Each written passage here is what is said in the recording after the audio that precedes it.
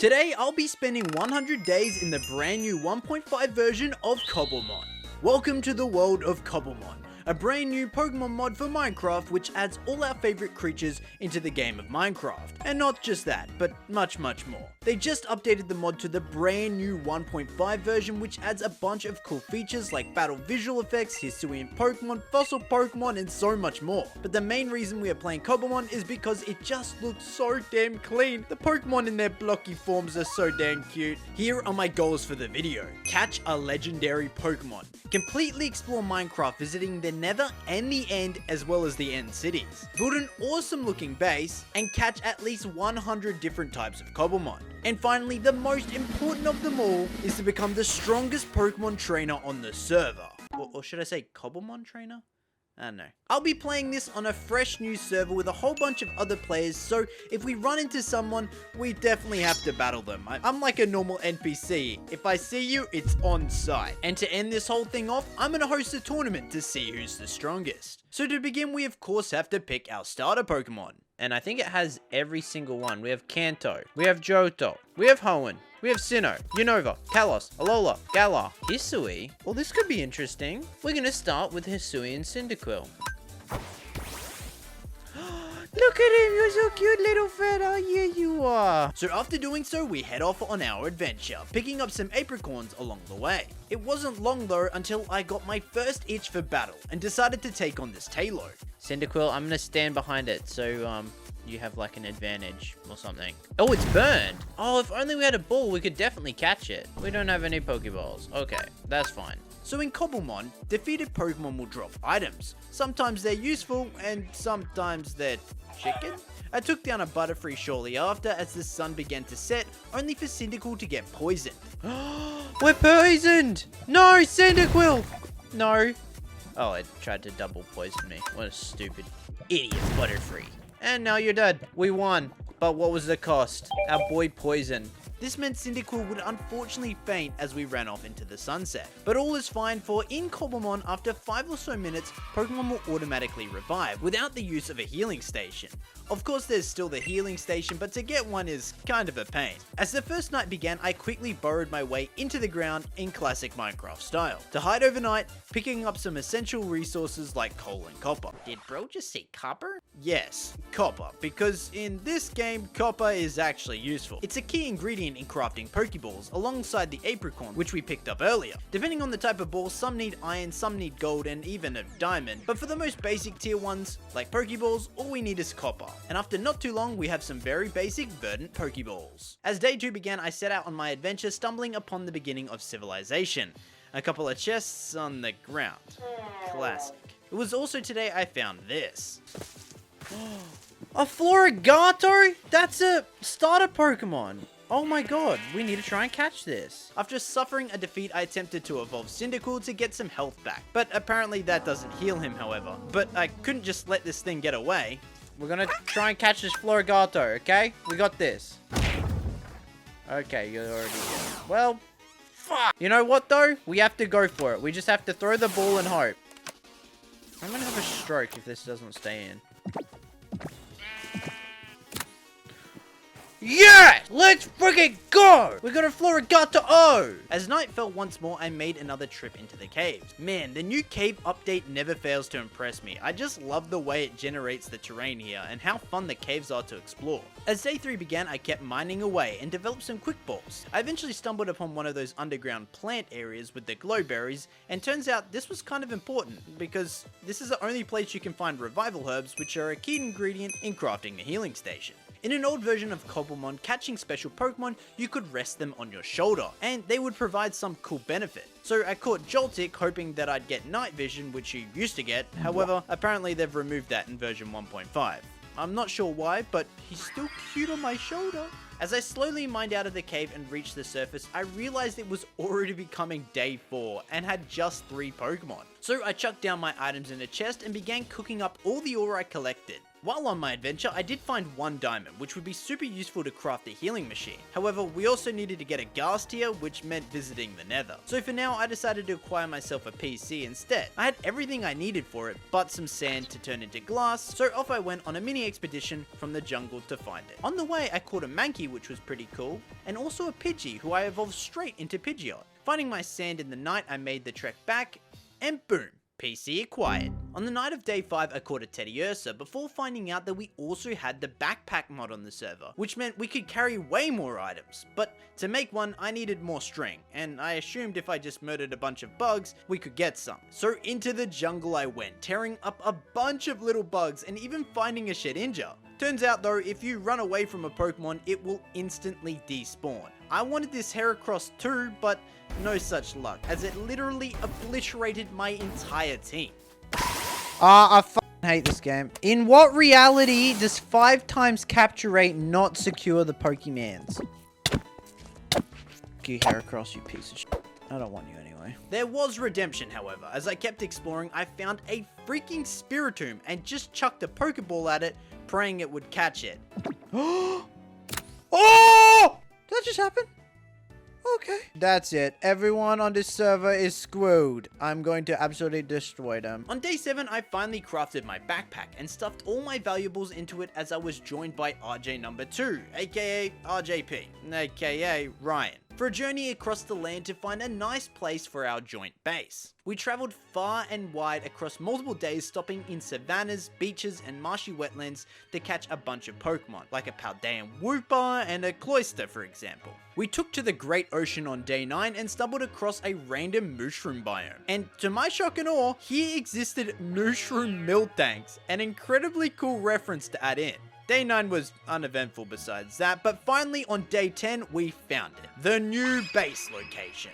The potential here was huge. Imagine a hanging base suspended between these twisting rock formations. We weren't going to make a standard house like everyone else on the server. We were going to make the best gamers base of all time. Well, you know, maybe not all time, but it should be cool, right? But with a hard day's work of travel, we set down all our valuables and rested for the night. Day 11 was the day we got to work on our suspending base. Ryan built the base platform while I worked on the semblance of an apricot farm on the lower portion of the base. This could be way better set out, but at the end of the day, it's just about the aesthetic too. On day 13, we finally figured out we could ride on our flying Pokemon. So all that time spent on the boat, we could have just hopped on our Pidgeot and flown.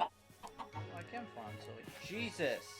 Whee! Come on, Pidgeot. We're going places. Yippee, yippee. Yeah, these things go freaking fast, man. I mean, look at me zoom. This would have made traveling and looking for a nice base location way easier, but either way, I'm sure we'll still find it useful. Oh, and I also crafted some more balls today, including my very first Ultra Ball. On day 14, I found a town with a Pokemon laboratory, and inside was a whole stack of loot.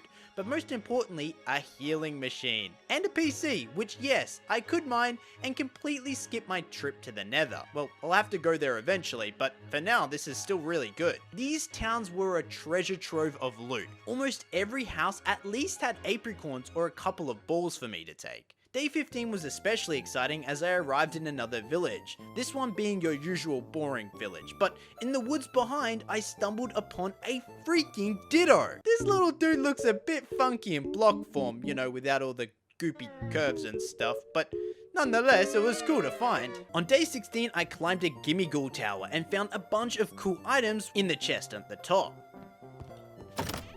Whoa. Ability Shield, Destiny Knot, Riptide 3, XP Candy, Glass Bottle, Ice Gem, Rare Candy, Reddit Coin, Superb Remedy. The following morning, I found 2 cool Pokemon to add to the team, a Torchic and Zorua. Hello there. What? As if you just walk up to me like that, young man. Come on, Spiritomb, hurry up. We can't let him get away. No!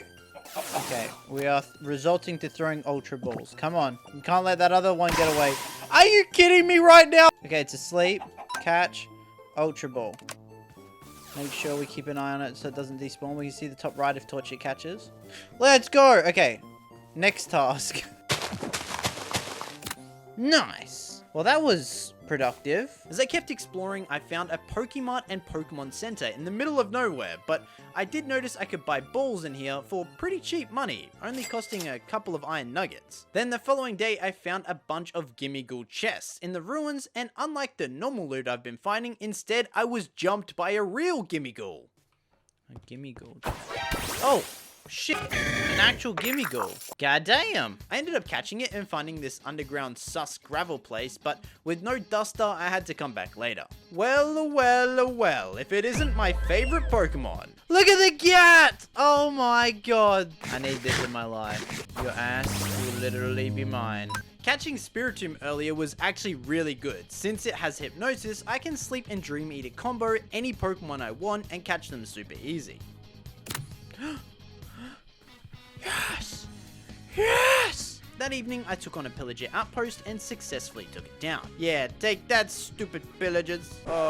Oops, sorry, villagers. I didn't mean to bring this raid here, but, don't worry, I'll help you out. After helping the villagers, I headed home and I moved a bunch of our items into the main base. On day number 22, I went on a little dusting adventure. You can find a bunch of cool Cobblemon items by dusting, like evolution items, ingots, and potentially even fossils. While digging here, I eventually busted into a hidden underground tomb, which was home to some Gimmighouls and a bunch more sus gravel to dust. I love dusting, it's so fun. It's like an underground tomb. There's Gimmighouls in it. Shit! No, there's TNT in this one! I just lived. Over the next couple of days, I just flew around visiting a bunch of villages with laboratories and stealing all their balls and precious items. On the night of day 26, back home once again, I was told to prepare for battle, and as a part of my goal of becoming the best trainer on the server, how could I not accept? It was good timing since I'd just picked up some candy I could use on Teddiursa to evolve him into Itsrj. And today, the battle began. I sent in Cloyster and Ryan sent in Electabuzz, a perfect counter to my Water Oyster. So I quickly switched to Florigato as he sets up with charge. So I counter with a Hone Claws setting up as well. Dropping Florigato to half health, I retaliate with a Seed Bomb, bringing it down to red. Then the following turn we take it out with a U-turn and switch back into Cloyster to set up the Toxic Spikes. Ryan sends in Eevee, so we take that out with a few Ice Beams as he attempts to drop my attack, even though our Cloyster is a special attacker. So we take it down and in comes Grottle. Little did he know that his Grottle was weak to my Ice Beam, and down it went. To my surprise, however, in came a Mega Beedrill. That's right, so apparently there's Megas in this game, and you can find the Mega Stones in the caves, where there's these Mega Geodes and they're sort of pink. And inside, if you're lucky, sometimes they'll have a Mega Stone. However, unfortunately for Ryan, it wasn't enough, as he failed to level it up too much, sitting at a nice level 19, so Cloyster quickly put it in its place. Golbat in next went down to another Ice Beam, and in next came his final Pokemon, Arcanine. Obviously weak to our Hydro Pump, we swiftly dispose of it, and that's the battle complete. With Ryan vowing for revenge, he sets off to train, as do I, to hopefully find some Mega Stones. With a will to get stronger, I set back off into the world to find more Cobblemon to add to my team. But most importantly, while exploring, I stumbled upon a jungle temple, and within it, I found a super cool item. Oh, hold on to your horse meat. Oh my golly goodness! I found a lustrous orb. You may be thinking, so what? You found an orb that increases Palkia's damage. Who cares? Well, in this version, it makes it so that if you have the item in your inventory, the Pokemon that relates to the item can spawn on us in a specific biome. For Palkia, that's basically only in the end dimension, but still, this was a huge find, since obviously one of my goals is to catch a legendary Pokemon. So if we wanted to get our hands on Palkia, we would have to do some normal Minecraft things, like get ourselves some Ender Pearls and some Blaze Powder. Before doing so, I decided to keep exploring, and on the night of day 31, I found a Shedinja. This time, I would catch it, because hopefully I could troll some noobs on the server with it, and abuse Wonder Guard, which would be really funny. But as the days passed by, and day 31 turned into day 32, and then into day 33, and then into day 34. All I did was fly around and visit town after town and steal loot after loot from these laboratories. The loot in the professor's villages were always so good. I mean, look at this stack of goodies I've got. Day 34 was especially important since I found a unique town which was actually named Lavender Town. Ascending the Lavender Tower, we are graced with some pretty cool items, but when we make it to the top, what do we find? None other than the Mr. Beast Ball! Well, it's just a normal beast ball, not a Mr. Beast ball, but still pretty cool. But I have no idea where the Ultra Beast spawn, but it's good to have, just in case. On day 35, I dumped all the vitamins and minerals into Itsrj and Spiritomb to optimally boost their stats for future battles. These guys won't know what hit them. Look at the juicer of a special attack on our boy Spiritomb. Meeting up with Ryan as a consolation prize for him losing the battle to me earlier and wanting a challenge the next time we battle, I gifted him an Electrizer to evolve his Electabuzz into an Electivire. And man, Electivire looks dope in this. Look at all that blocky goodness. Okay, so you said that you had found something. I sure did. I found 2 items that can be used to spawn legendaries in if you're in the right biome. Now one of them is definitely more exciting than the other. Okay. The less exciting one. Liberty Pass. Victini. Victini. Okay. The more exciting one. What we got here? Old sea map. Lugia? No. Lugia would be sick. Kyogre? No. It's not water type. I don't know, tell me. Mew. What? That's Mew in the jungle biome. Okay, here's that one back. A little jealous of his cool legendary items, I set out to find more of them myself. Hopefully ones that aren't just accessible in the end, because, you know, that's still a far way away. So off I went, and within just 2 days, I found another jungle temple. Ryan, I found a jungle temple. So what are we fucking lucky in now? Did you check both the Oh, chests? wait a minute. What is it? I found 2 things. Okay. One of them, I'm pretty sure is a Master Ball. It's a GS Ball. And Dr. Fuji's Diary. GS Ball is Celebi. Fuji's Diary. Fuji's Diary is Mewtwo. Let's go! Okay, where the fuck do we find that motherfucker? Dark Forest, which is right near our house. I'm in a dark forest! Or you could get a fucking Mewtwo. I'm gonna fucking Mewtwo right fucking now. Oh my god. Yeah. I spent the rest of the night here in the dark forest hoping for a Mewtwo to spawn. However, out of food, I decided to head home. So after stocking up on food, I was ready to go and explore the dark forest. But Ryan asked that I get some minerals for Pokeballs and stuff like that, so I decided to do that first. I was specifically looking for general ore this time, because we need iron and gold and diamonds for the Pokeballs, but while doing so, I did stumble upon one of the Mega Geodes Ryan had told me about. Inside it for me, however, was just a bunch of lousy evolution stones and no Mega Stones, so that was a little disappointing. Over the next few days, I kept mining and gathering up a boatload of resources when I stumbled upon yet another geode, ready to be disappointed once more. Is that what I think it is? Oh my god! What? I have got the motherfucking wombo combo of the motherfucking Sentry building right now! No one on this server will stand a chance against me.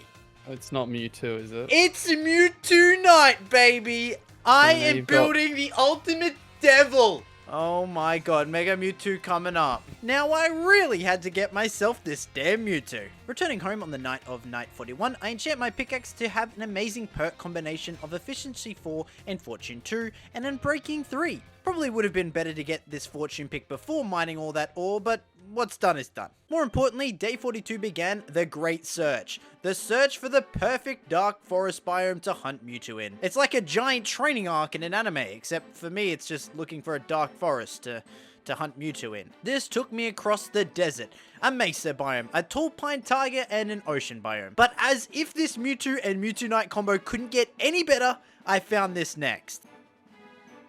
Almost like you're trying to strike a chord, and it's probably a minor. Oh! Oh my god! What? Guess what was in the top chest? What was A in the top? freaking Master Ball! Let's go! If I see Mewtwo, he's f***ing mine. That Not if I kill him first. damn boy! What?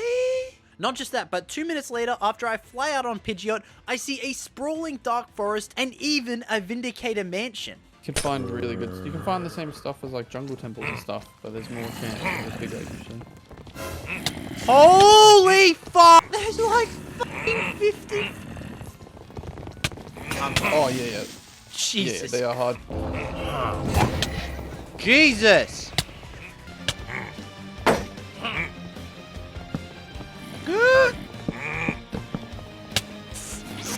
After many a deaths, I eventually cleared my way through this place, but didn't receive much of a reward. I mean, I got a Totem of Undying, but I think in hindsight, looking back, I definitely probably missed chests in here for sure, but the ones I checked were mostly empty. But with that taken care of, it was time to hunt for Mewtwo. And man, this was not easy. I spent countless days here waiting for Mewtwo to spawn. I got so impatient I even decided to burn down the whole damn forest. Burn, burn, burn. Bruh, I'm sick of this shit. As the days ticked away, I waited and waited. I was in the dark forest for so damn long this even happened. Whoa! What the f was that sound? Really? A shiny Spinarak? I don't want this. There's a 1 in 8,000 chance that this spawns, and what do we find? This and not Mewtwo. I don't even want this. I want Mewtwo, man. It's a flex though, so.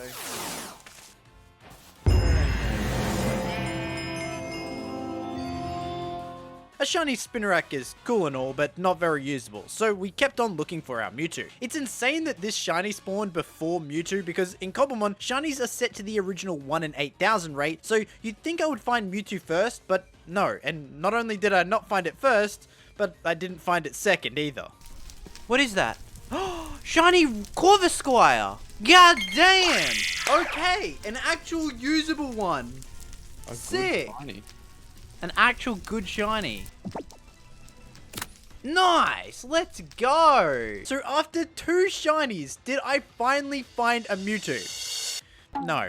Well, not yet anyway. So on day 58, Ryan and I decided to have yet another battle. Well, at least it was something to spice up the whole Mewtwo hunt. This time I brought my fully evolved Meowscarada, Cloyster, Shiny Corviknight that we just caught, Spiritomb, and Sneasler, with a cheeky Shedinja in the back with a Focus Sash. You're challenging me to a duel? Well, I'll have you know I've come prepared. Leading with his Gyarados, I sent in Cloyster to set up the Toxic Spikes. He switches out immediately before I get the spikes out, however, sending in his Espeon. But you know who shouldn't be able to be hit by Espeon? Go, Shedinja! Foolishly, Ryan switches out to his Torterra, which gets poisoned on entrance and then hit with a solid Leech Life. He then tried to use Earthquake, but thanks to Wonder Guard, his attack did absolutely no damage, and we managed to take out his Torterra. What? Our Shedinja is immune to that. Oh, it's like you're fighting a f***ing bot. Sending in Arcanine next, who should be able to actually hurt our Shedinja. Thankfully, it was poisoned. So I swapped to Spiritomb, who manages to withstand a bunch of flamethrowers, and with 1 Shadow Ball is enough to take it out. Watch out, there's a Ponyta trying to touch you from behind. He doesn't know what the freak to do. Oh, a Mawile. Oh damn, it's a Mega Mawile. Mawile being faster than our Spiritomb meant Spiritomb was going down here, but a good swap to Sneasler put this thing down. That would have been, at least, if he didn't swap back to Espeon. Quad weak to this thing's psychic moves would not be good, so I swapped as did he, resulting in a battle between Mawile and Meowscarada. But him switching out for Gyarados again, as I did for Cloyster, he switched back to Mawile and then I hit it with an Ice Beam, bringing the Pokemon down to 55% health. Failing to take it out the next turn meant goodbye Cloyster, but Mawile was weak enough where one more attack would take it out. Electing to save it though for some reason, he switches it out and sends in his Electivire, who's also poisoned on entrance. Your Electivire is already on 14% health! And poisoned! What are you gonna do now? I hate you. So I send in Shedinja to stall the rest of Electivire's health away as he tries to use Thunderbolt, but then surprisingly actually has Fire Punch as well, which does connect, but since we have our Focus Sash, we endure the hit. So down Electivire went to the poison tick damage. Sending in Mawile next, I at some point must have set up spikes as well, which meant down went Mawile. Gyarados in next, I swapped to our Corviknight, who took way too much damage on entrance however, and is unfortunately slower too. So down went our Corviknight. At least we got a free switch in next. Gyarados then missed 2 back-to-back Hydro Pumps on our Meowscarada, as Meowscarada gets it weak with a Seed Bomb. The game is rigged, bro. Espeon? More like Dedion. you got in there? Oh. Bro just wage quit. I will count that as a dub for Well, what me, just and happened? another was for Wyan. So with that done, it was time to keep searching for Mewtwo, because clearly I need stronger Pokemon to defeat him. Clearly. A few more days went past, and I evolved Ursaring into Ursaluna with the Peat block on a full moon. And then finally, after a few more days, on day 65, finally. Oh! Oh! Oh my god! Mewtwo! Oh my god! Oh my god. Finally! I have a special ball just for you, motherfucker. Yes! Yeah! There is a god! Finally! Let's go! As night set on day 65, I smelted the raw Mewtwonite into Mewtwonite X and gave it to Mewtwo to hold. However, I needed a Mega Cuff to Mega Evolve it. But after making that, boom! Mega Mewtwo X! This bro looks like he's been at the all-you-can-eat buffet for a little too long, if you ask me, but at least his stats are really good. Oh my god, it has a godly special attack nature. Oh my god. With a nature like that, we can just absolutely deck kids. Which all but cements the idea in my mind that I probably won't ever use him in a battle against anyone because it will probably be a little too OP, unless they have a legendary of their own. On day 66, I helped work on the KFC, which was producing us infinite chicken by adding an appropriate sign so people would know what this place is. It took a little bit since I had to go kill some squids to get ink to make some black cement. But on day 67, it was done. I was still in a building mood, so I decided to go collect some wood and expand the base further up the mountain, creating an awesome bridge spanning over the ridge. I added in some support structures like Ryan did when he worked on the rest of the base, and a few leaves to make it look nicer. This did take 2 full days to complete, but man do these god rays look absolutely incredible filtering through the mountain. On day 69, I made a trip to spawn to check on what everyone else was doing. Pirouette, another player on the server, had mentioned to me on a prior day that they were looking for an applin, and I, as a matter of fact, had just found one, so I decided to head over there and trade it to them. When I got there though, to my surprise, they had an adorable little green Teddy Ursa, named Booger? Appropriate. When I whipped out the applin though, they seemed quite happy and even traded me in a Alolan Marowak, which is pretty cool. A Alolan Marowak? Okay, that was a pretty cool trade. I rate that actually. We then compared birds, as you do, mine being white and his being black, deciding that mine was slightly cooler. The two of us then went to check on another player's base, and this place has potential. Knock knock, motherfucker! Let me in! This place was pretty nice and had a lot of potential for sure. With only 30 days remaining, I had to get into gear if I wanted to get everything I wanted done, which meant heading to the Nether first. I was in search of a Nether Fortress and a Bastion. The Nether Fortress for the Blaze Rods and Wither Skulls, and the Bastion for the chance of finding the smithing upgrade for the Netherite. The Nether was host to a whole bunch of fire Pokemon, so while killing Wither Skeletons, I managed to catch a Ceruledge and Charcadet as well. By day 71, I had collected all the blazes I needed, however getting the skulls was going to be a lot worse, since the drop rate for the wither skulls is super low. But thankfully my sword had looting on it, which sped up the process. And on day 73, I had 3 of them. On day 74, I found my first of many bastions. Now, I don't remember exactly how bastions work. Is that a chest? I didn't have the best armor yet, so making it through this alive was going to be an issue, and you can probably tell I was scared. And before someone comments, yes, I did have diamond armor, but it's not really properly enchanted, and it's not netherite either, so we're not truly safe. Netherite scrap is a pretty good reward here, but we still need the smithing upgrade to utilize it. Soul Sand.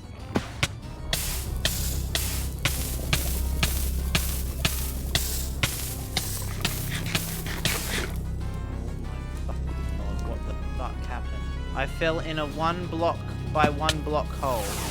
Are you serious? Thank God I had that, right?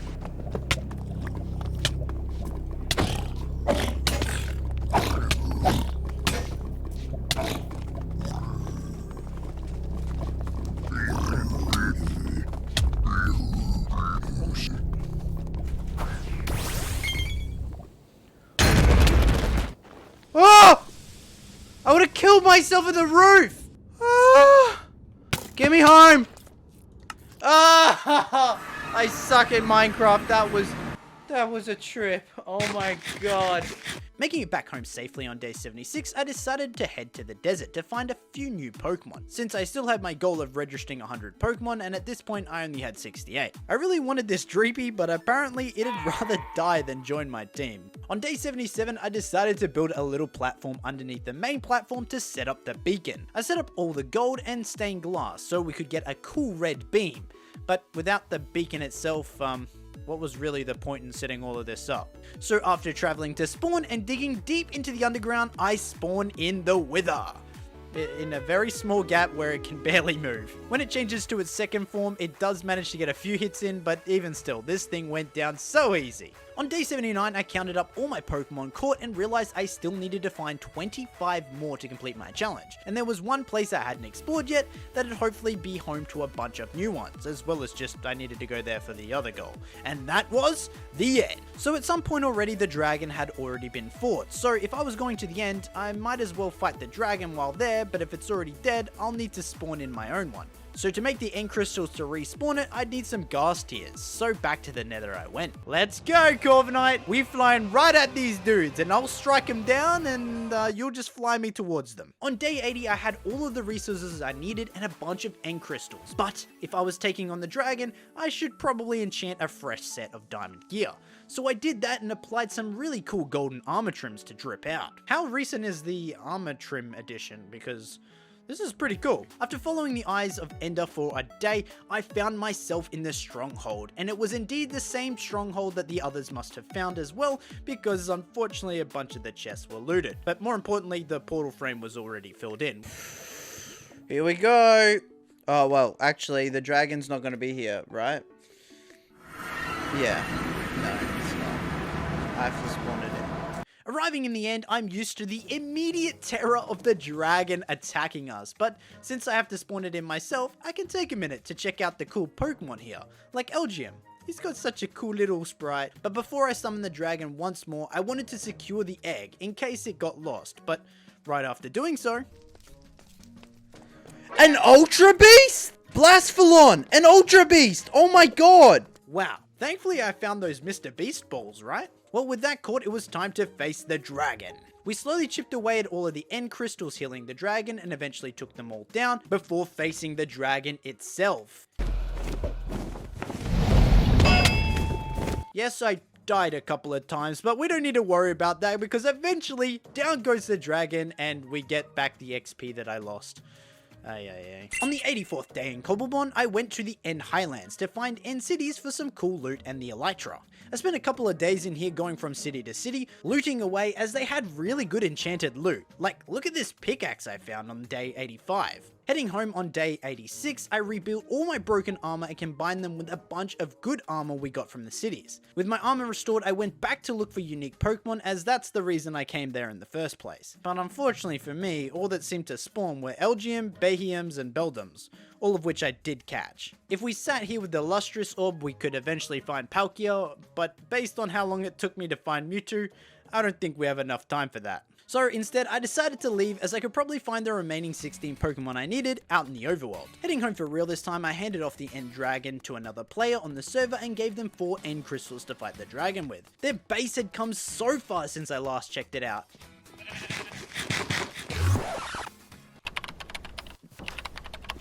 Bro has a TV in his crib? God damn! On day 88, I finally went and caught the remaining Pokemon for my goal. Mischievous, Slowpoke, Gyarados, and even a Swellow to name a few. Finally capturing 100 Cobblemon in total. Yes! 100 Cobblewomen and Cobblemen have been caught.